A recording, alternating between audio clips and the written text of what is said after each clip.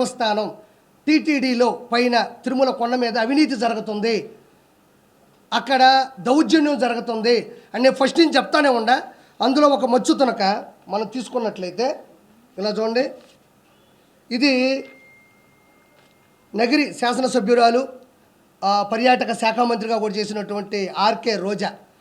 ఈవిడిది ఒకసారి మనం గమనించినట్లయితే చూడండి, Shrimati RK Roja member of legislative అసెంబ్లీలో ఈవిడ 21వ తారీఖు 2021 11/30వ తారీఖున 20 మందికి విఐపి బ్రేక్ దర్శనాలు ఇచ్చింది.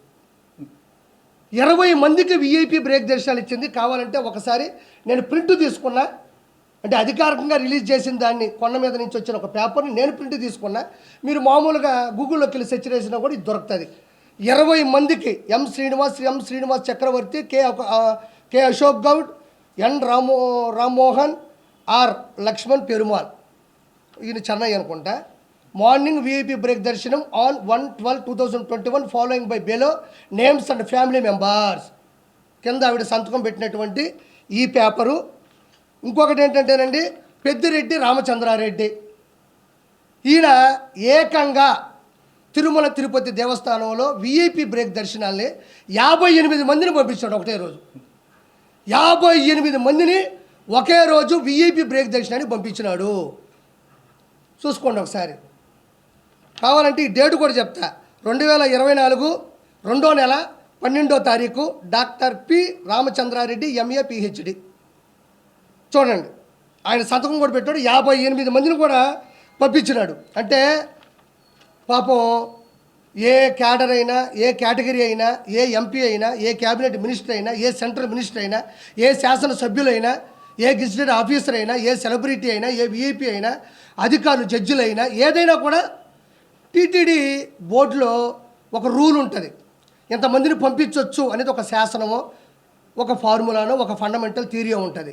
వీళ్ళు అడ్డదిడ్డంగా సంబంధం లేకుండా 151 సీట్లు వచ్చిన అధికార గర్వంతో, అహంకారంతో, అధికార దుర్వినియోగంతో 58 మందిని పెద్దిరెడ్డి రామచంద్రారెడ్డి, 20 మందిని రోజా, అంటే ఒక్క రోజులో అతను 58 మందిని, ఈవిడ 20 మందిని పంపించిందంటే 151 శాసనసభ్యులు, 22 మంది ఎంపీలు, ఇంకా సెంట్రల్ మినిస్టర్లు, క్యాబినెట్ మినిస్టర్లు, అంటే ఇద్దరే ఇంతమందిని పంపిస్తే ఒక రోజులో 365 ఇంటూ 5 సంవత్సరాల్లో ఈ ఎంపీలు, సెంట్రల్ మినిస్టర్లు, క్యాబినెట్ మినిస్టర్లు, శాసనసభ్యులు వీళ్ళందరూ కలిసి వాళ్ళు ఒక్కొక్క లెటర్ హెడ్ మీద ఎంతమందిని పంపించుంటారని నేను అడుగుతా ఉండా. ఒక రోజులో 20 విఐపి బ్రేక్ దర్శనాలు పంపిస్తే, ఒక పెద్దిరెడ్డి రామచంద్రారెడ్డి 58 మందిని పంపిస్తే ఒక్క రోజులో అలా 365 ఇంటూ 5 ఉన్న ఈ 100 రోజుల్లో ఒక్కొక్కరు శాసనసభ్యులు వీళ్ళందరూ ఎంతమందిని పంపించారో ఒకసారి ఆలోచించండి. ఇదంతా ఎందుకు చెప్తున్నానంటే, పోయినారు, దేవుని దర్శించుకున్నారు, అయిపోయింది. కానీ ముఖ్యంగా గమనించాల్సింది ఏంటంటే, ఇక్కడ సామాన్య భక్తులు తిరుపతి నుంచి తిరుమల కొండకి నడుచుకుంటూ వస్తారు. సర్వదర్శనం అని ఉంటుంది. క్యూ లైన్లోకి వెళ్ళిపోతారు, అక్కడి నుంచి కంపార్ట్మెంట్లోకి వెళ్తారు, ఆ నుంచి దర్శనానికి వెళ్తారు, ఆ తర్వాత బయటకు వచ్చి లడ్డు తీసుకుంటారు. అది అందరూ తెలిసిందే.